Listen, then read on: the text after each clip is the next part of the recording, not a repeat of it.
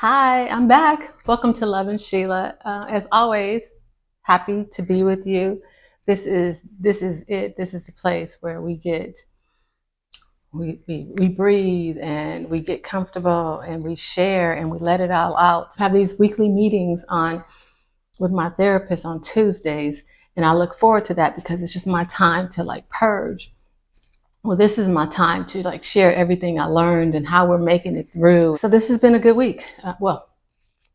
By faith, this has been a good week. It has been the week of Mother's Day, and I neglected to wish all you wonderful mothers out there a happy Mother's Day. I think I was too busy enjoying my Mother's Day with my son, my one and only, the light of my life, the joy, my everything. I spent the day with him, and he brightened my day with. I woke up and I had a card waiting for me, and I'm sentimental. I love cards. I love to hear the sentiment, the emotions that he feels toward me, because it kind of just it lifts me up like that. So I put it back here. It's right behind me, the card. And when I first saw it, I was a little disappointed because it looked like, oh, there's not much in here, right? It's like Happy Mother's Day. Hope you enjoy your day. It's like one of those kind of cards. But when I opened it, he had written like a little short paragraph on there and telling me how he feels about me and how he appreciates me. And that just warmed my heart because we all need reassurance. We all need to know, we all need to feel how we're impacting people and what they think of our role in their life. And so Mother's Day just gives us that opportunity. And my son certainly brightened my day and made me feel very appreciated and loved and catered to, and reciprocated that feeling that I have where he is the apple of my eye. And he just shared that he cared about me and loved me very much. And he bought me nice gifts and gave me this beautiful card, and we had a nice dinner, and it was lovely. And I hope your Mother's Day was lovely. Now, that's the very positive and beautiful side of Mother's Day. Now, there's always a backstory and something to go along with that. But one of the things I thought about on Mother's Day, I felt like, okay, anybody that I mean anything to will reach out to me. And not to be like judgy or anything, but maybe. I just felt like, so I wanted to make sure that everyone who was special to me, and I did miss a couple people, and I can think of them right now, but everyone who's special to me got just a happy Mother's Day from me because I thought about them. So I was like, okay, so I'm watching to see who I get these from as well. And so, for the most part, everyone in my life reached out to me. And I always talk to you guys about men, so I'll say it. So not that I have any ongoing relationships, but I'm thinking, most of us are friends, and it would make sense that if you care about me, that you'd reach out and say Happy Mother's Day. And I'm happy to report that even my ex-husband, he wished me a Happy Mother's Day, and I was so kind as to say thank you for making me a mom, because I recognize that without him, I wouldn't have my son. So we had a nice exchange. And so then I was like, okay, well, who didn't wish me Happy Mother's Day? And I took note of that, and because I feel like so many times, like I talked to you about the whole pick me thing, and people tell you how much they care about you and how much they love you. And I feel like oftentimes it's all about them and them wanting you, but not what a person can give to you or how they can support you or just love on you or make you feel appreciated, outside of them wanting you. It's like, besides picking me, I need to understand when I pick you back, what does that provide both of us? And so there are some people who were on that pick me thing that chose not to wish me Happy Mother's Day. And I took note of that. And it just makes me feel really good about the decisions that I have made. Made me feel like I was intuitive and I made the right choices. So unfortunately, as I'm looking for inspiration and like walking through life and everything I do, I'm noticing and evaluating all the different relationships in my life to see where they fit, what role they play, how reciprocal it is, or how symbiotic it is, because it's important to know. These things are important to know. And for me, at this point, to take inventory of. And so that may have been the petty thing about me. Also, I had a situation where I wished one of my girlfriends a happy Mother's Day. And she got back to me hours later and she's like, oh, yeah, my Mother's Day has been great and blah, blah, blah. And when I got it, I was a little taken aback because I was like, okay, I'm glad your Mother's Day because I wish you a happy Mother's Day. I wanted you to be happy. I wanted you to feel appreciated. But again, like I'm looking at all these reciprocal relationships. I was like, well, where's the happy Mother's Day to you thing?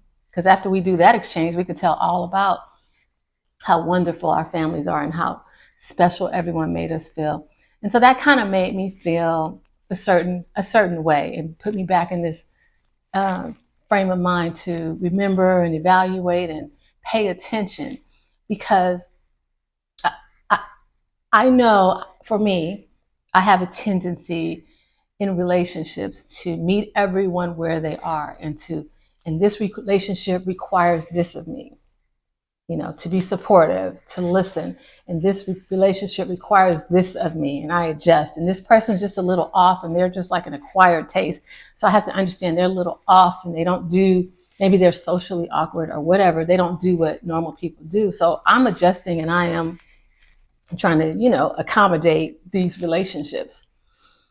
And I'm taking a closer look. And I think we should take a closer look at this because I think the common theme in this podcast is going to be support. And I think that though we have relationships and though we want to give, and like I learned a couple of years ago not to be so selfless. We also need to see what it's taking from us and see how that works for us. Because if it's taking too much, and if it's draining us, or if we're leaving the situation not feeling so good about the exchange, then we need to evaluate that. And what I would say is we should communicate, because when I got that text message about the Mother's Day, my first inclination was, I often deal with my emotions through sarcasm and whatnot. And the first thing I wanted to say is, Happy Mother's Day, Sheila. I mean, it seems like it's just, but I didn't, because I felt like it may have been a little bit abrasive. I don't know. And then I said, okay, my other option is not to say a word. And so I chose not to say a word. Now, that might have been a bit passive. I don't know if I'm the only one, but sometimes maybe I take a passive approach. Okay, well, you couldn't ask me, so I'm not going to inquire any further.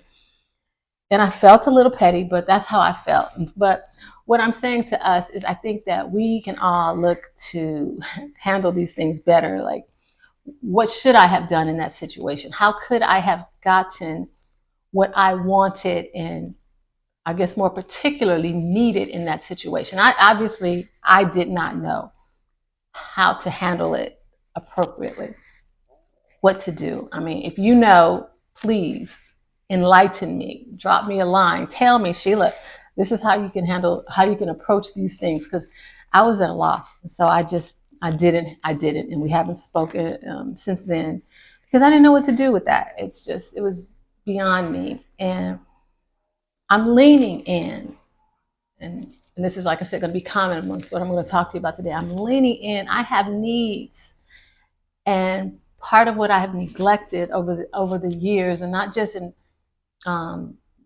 male-female relationships, in all my relationships, is ensuring that I get what I need out of the situation, because that's been a challenge. We all have an episode. We all have. Sometimes we're the main character, and sometimes we are the supporting cast. And we have to know when we're the main character and we need our supporting cast, and we need to know when we're the supporting cast, to being there to support, the main character. And So I think I've done a fairly good job at that. But what I feel like I've missed, and where I think I've missed it, and I think people have missed it on me, when I'm human and I have needs and I'm reaching out, a lot of times I feel like opportunities are missed as far as receiving support, as far as communicating our needs, and as far as being there for the person in need. So many times we find ourselves saying, "Oh yeah, I remember that happened to me," or this was my situation. And if we're honest, during those situations, if we were friends, we discussed it and we walked through it and we went through it and we shared our feelings. But you have to understand that when the person, the main character at that time, is going through it, the main character doesn't need you to go back to what happened to you when necessarily. The main character needs is for you to listen, and be there and be supportive and offer insight at times, but not to take over the story, because it makes the character feel very unseen, unheard, and unsupported. And all those things make a person feel very alone. And the last thing we want is to be alone, surrounded by a bunch of people. There are so many types of support, and we need to make sure we're getting it, because we can't do these things on an island. We cannot do it all by ourselves. And for me, my experiences, I've tried to manage so many things alone and lean to my own devices and be the lone wolf, and I can handle it and I'm strong enough. But really, the truth of the matter is I'm just making a list of everyone, everyone who didn't support me, everyone who I couldn't count on, you know, and I'm making a list, and I don't know that that is the best way to handle it. I feel like if we could communicate and if we know our roles, I think that would be a better place to be with that. So I want to use that to kind of frame what I have to say. Last week, I talked to you a little bit about my history and how I ended up separating from my spouse and what precipitated that. And really happy to be able to share with you to kind of get some insight on where I came from, and how Lovin Sheila took this turn, and why it's so important to me to share with you as a bit of a cautionary tale. Maybe a lot of women my age, we are figuring it out and we're adjusting and we're doing what we need to do to move forward. And then there are some young women, women who are the age that I was when I got married, about 30 or so. And for me, it's like, okay, think about it all. Don't forget, remember, as you're going through this in the early stages of marriage or in the early stages of courting, don't forget this. Don't forget what you want. Don't forget who you are. Maintain it, hold on to it, communicate your needs early, often, as needed, because it's important and it can help you in having a healthy marriage, not saving your marriage, but maintaining a healthy marriage from the start. And that's my purpose. That's my purpose. And that is my why. And so after I did this, I was really feeling great, because I started to share a little more depth of where I'm coming from. And of course, I got a text message, and the text message was someone had heard it and shared it with my ex. And he said he's very disappointed in me and doesn't understand why, I choose to dwell on the past. For me, I don't feel like I'm dwelling on the past, because though we had some difficult and challenging times, and those were some kind of dark days for me, on the other side of it, I found myself. I found happiness. I found peace. I found joy and restoration. But in order to show you how that happened, I felt like I needed to tell you what happened. And that's what I did. And so, I did expressed to him, this was my experience. It's not me dwelling on the past, and I don't want to talk about it anymore. There's no reparation. There's no reconciliation. We're good. And so he did respond to me. He responded to me, and it reminded me of when I told you in the previous message how I was like, okay, tell me with who you're talking about, or tell me this, or we're getting a divorce or something like that, because I felt pressure. I felt pressure, and I didn't like it, and I didn't like the way that I felt. But at the same time, it was the same resolve that I had 2 years ago when I was like, I'm not bending, I'm not answering, I don't have to answer to anyone. This is my life. This is my story. This is my truth. This is my experience. And it can and it might help someone. And if I reach one person who says that I'm going to course correct right now, and I'm going to address different things, and I'm going to make a better marriage or make a better relationship, or my relationship is going to express me and who I am more, then it's for a good cause. And so in that moment, I felt bullied. Though I wasn't going to succumb, I did feel somewhat bullied. And then when I didn't, I got a little bit of a FU. Not a little bit, I got an FU.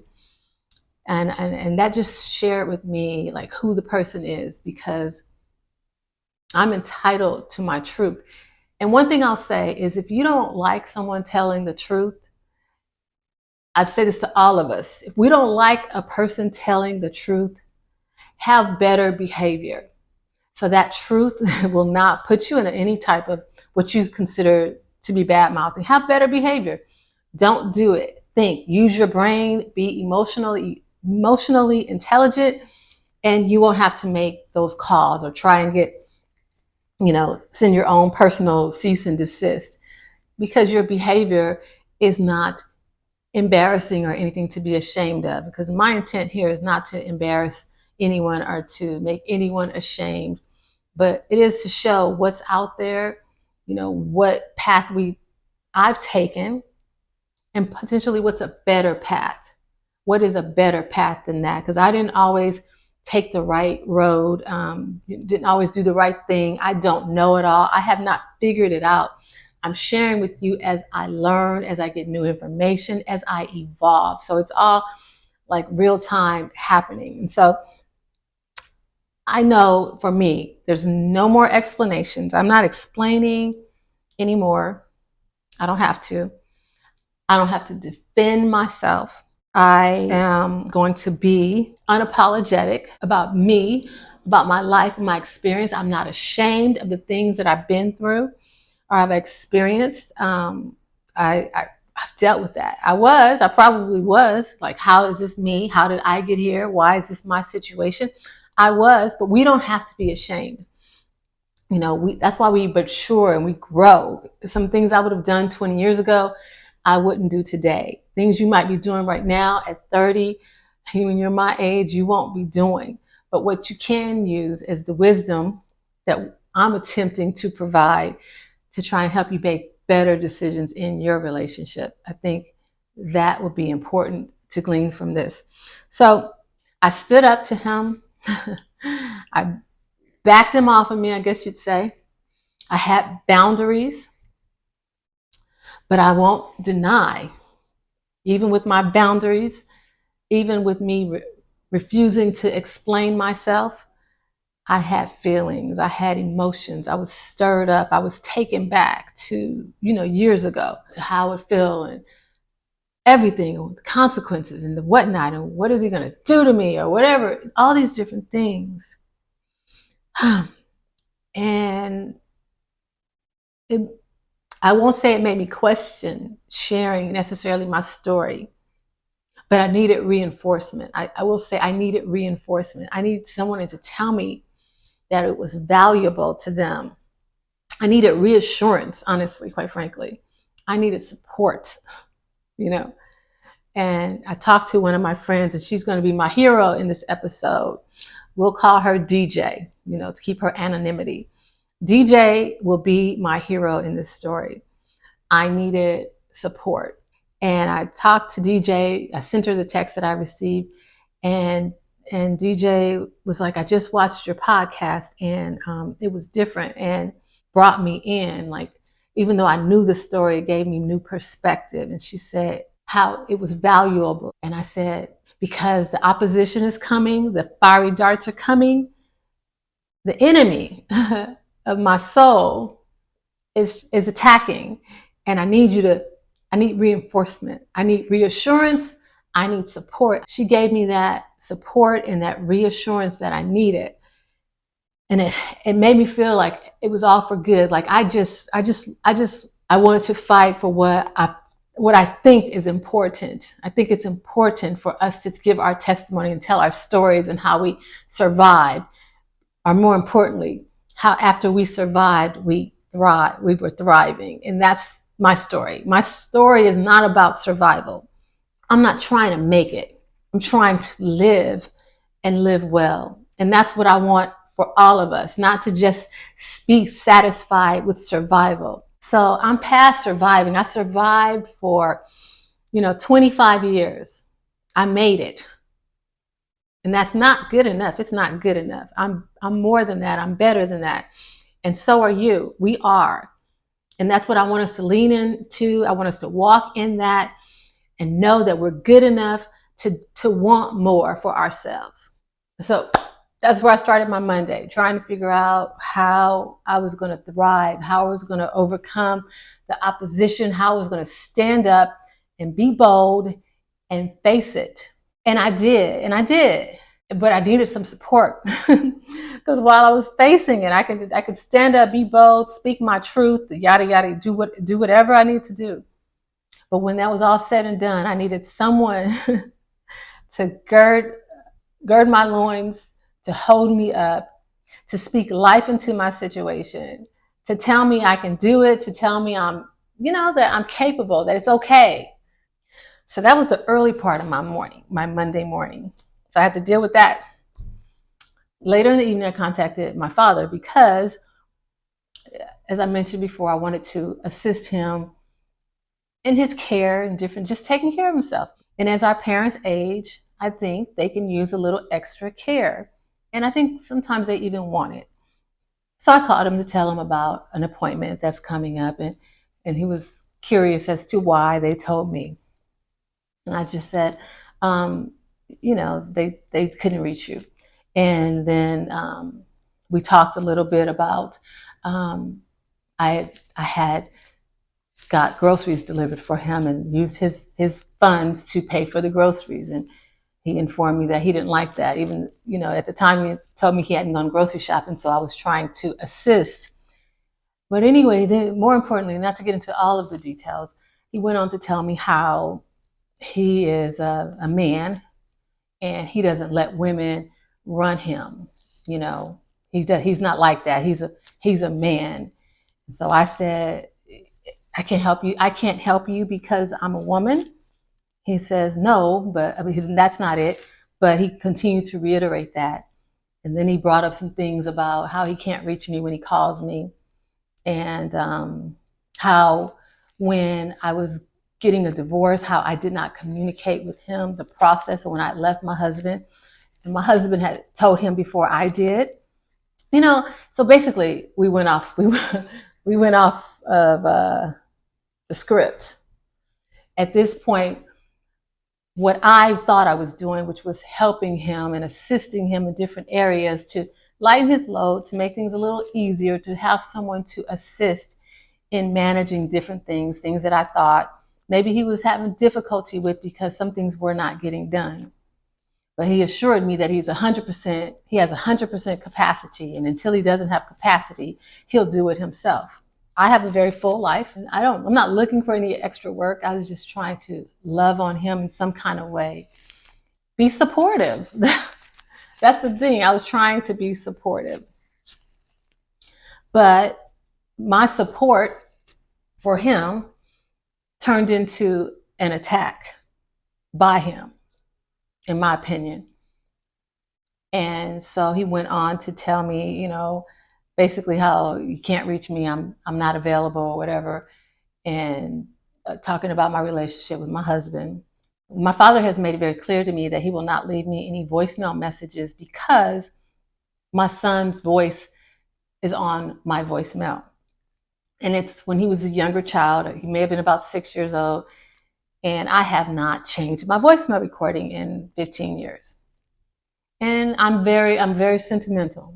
I'm a nostalgic person. I'm not going to delete my son's recording.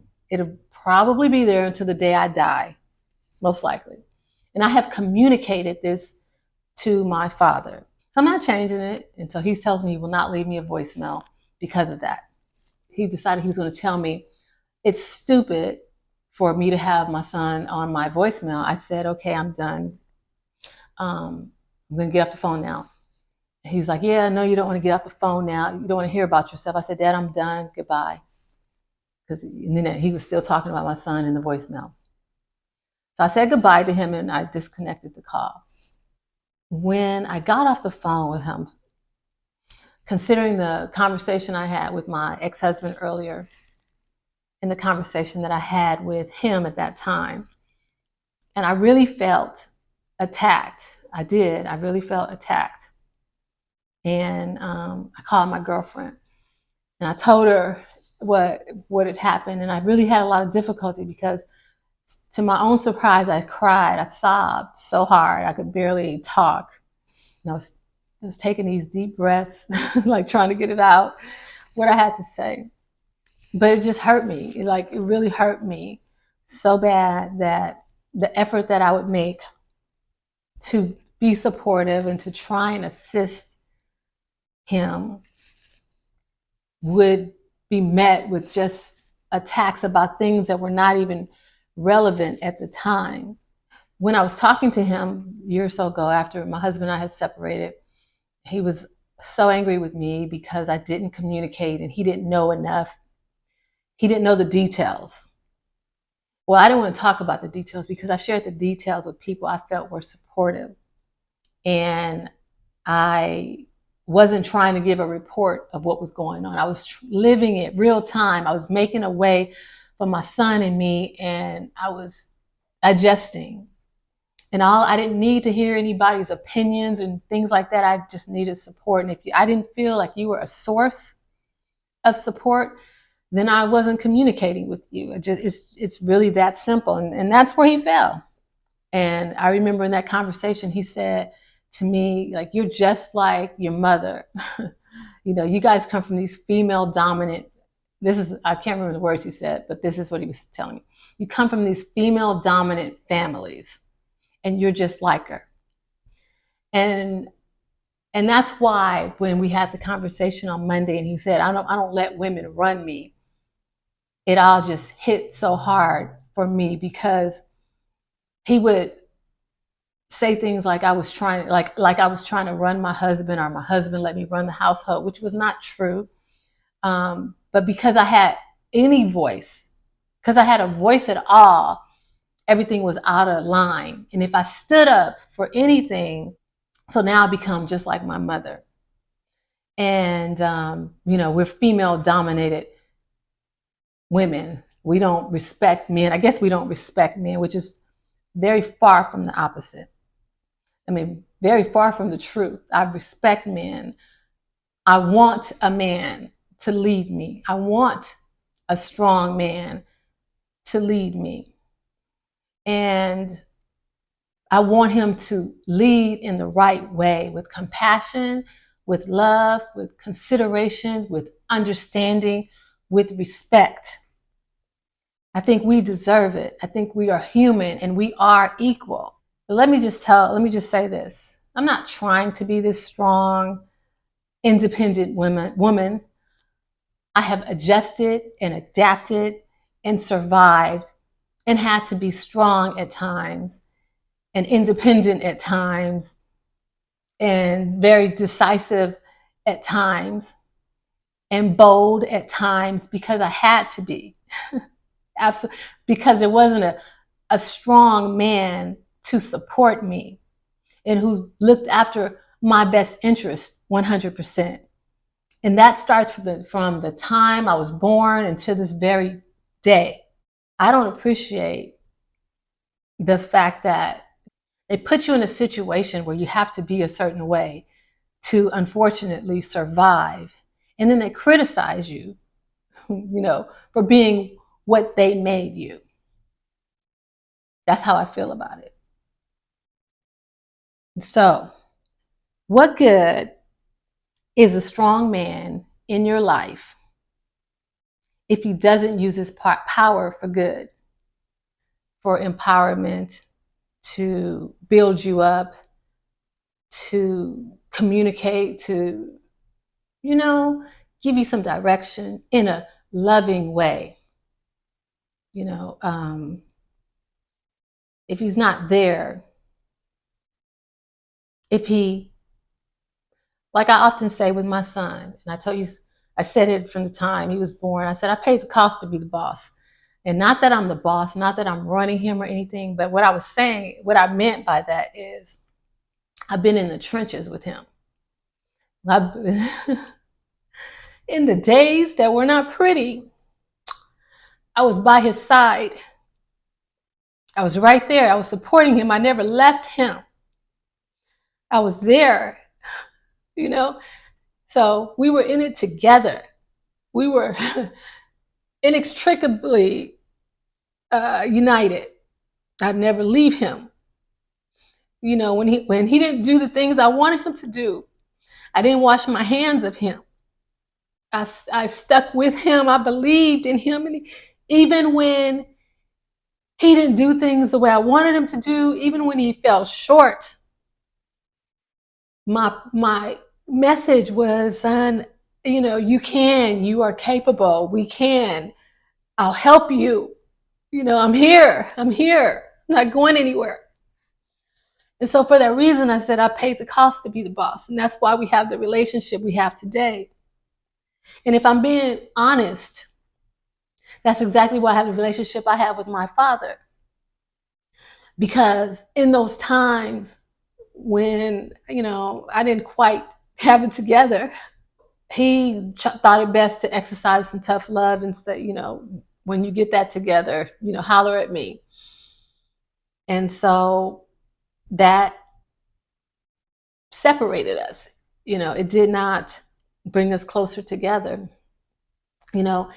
And so fast forward 30 years or whatever, and I'm separating from my husband, and you want me to lean on you, but you haven't given me a safe place to lean on you. You haven't, all you're going to say is you're too close to your son and you raised a mama's boy and you got to make him do this and all this kind of stuff.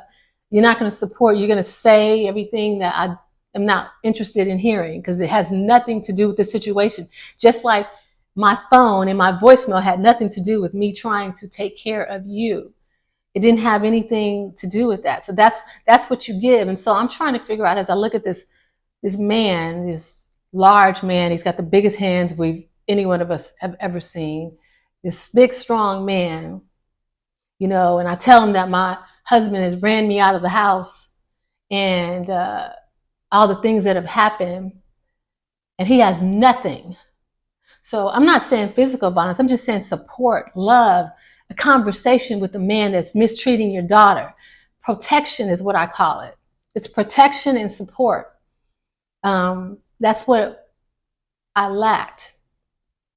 So I'm wondering what good is a big, strong man if he doesn't use his power for good, if he flips it and turns it on you to suit his own needs or to overcome his shortcomings. I don't need that. I think a lot of us have daddy issues. These are mine. I'm sharing my daddy issues. That it's probably the reason why I told you all my conversations with my therapist seems like they're over men, because I'm trying to get this thing right. Because I feel like it started early on in not getting what I needed, what I feel like the foundation that I needed with my father. at this age, how instead of us being happy and trying to help one another, I got to hear about my voicemail, and I got to hear about how I didn't tell you about my divorce, or enough about, I didn't tell you the details of why we separated and whatnot. What it lacks for me is care. And I think we all need that. What it lacks is support. And we all need that. But I'm really leaning into the fact that though people may be my family, I don't have to like them. I don't have to like the things that they do. And most importantly, I don't have to accept it. And I'm telling you, because I feel like we've been told that we have to accept this and it's just the way it is and whatnot. We can have standards. I have standards on what I want and how I want people to treat me and things like that. And it can apply not only to a man that wants to pursue me, but it can apply to my family. There are boundaries. There are things that you have access to. There are things we can talk about. And there are some things that are off limits. When I tell you I'm done with this, it's a matter of respect. And I would respect a stranger on the street. Certainly, I would respect someone I love. And when you don't respect boundaries, you get yourself placed on an island somewhere by yourself, dealing with things by yourself. Because I've worked too hard to get where I am, to have someone have me sobbing and crying because of their mistreatment of me when I control me. And that's what I want to say to us. We control us. We control who has access to us. If it's not going to bring us, I don't even want to say pleasure, if it's not going to be respectful or level, then we control how much access that person has to us. We are entitled, that's what we're entitled to. We're entitled to create the life and the space that we want. And if it's not serving us, if it's bringing us down, if it's bullying us, if it's attacking us, and maybe it just does not need to be in our life. And we need to take a good look and a good evaluation of the role these people and these things play in our life. Because as we create the life we want, we're looking at everything. We're not just looking at our job and our kids and our education and our clothes and our travel and, things like that. We're looking at everything. We're looking at our mom, our dad, our sisters, our brothers, our friends, and extended family and coworkers. We're trying to see, how does this all fit into the life that I'm trying to live? And I'm not here to be beat down, to be criticized unnecessarily. I don't mind accountability. I believe we all need to be accountable, but there are some things that we cannot push on others. And this in this situation, that's how I felt. I felt like someone else's agenda, what they believe this 50-year-old woman should be doing, they're projecting and rebuking and chastising because this 50-year-old person didn't do things the way they wanted them to do. And I am not subscribing to that. So this is just, my cry, like, as we take ownership of our life and ownership of where we are and our relationships, make sure that you do that, just that, take ownership and realize what you want in it and what you don't want in it, and communicate your wants, your needs, your boundaries. And if people cannot accept it, then they'll find themselves far, far away from you, because we work too hard, we do too much. Life is too freaking hard to be caught up in nonsense. That over the last 30 years, I looked for support in the men in my life and protection in these men in my life. The oxymoron here is that the people who I would expect support from and love and things like that are the main ones who didn't offer support, who were the biggest sources of attack, who beat me down the most. I mean, not literally, but emotionally and mentally. And that, for me, is a really sad situation, because those were the people who were closest to me and had the most impact. But this is what they do. They did not lift me and protect me. And that's why I lean into this delicate flower thing now. I've had to be strong. I've had to fight, I guess, in my own home. The people who I love and claim to love me, have caused me to fight more than the people in the streets. That's the impact. They have caused me to have to fight more. And that disturbs my soul.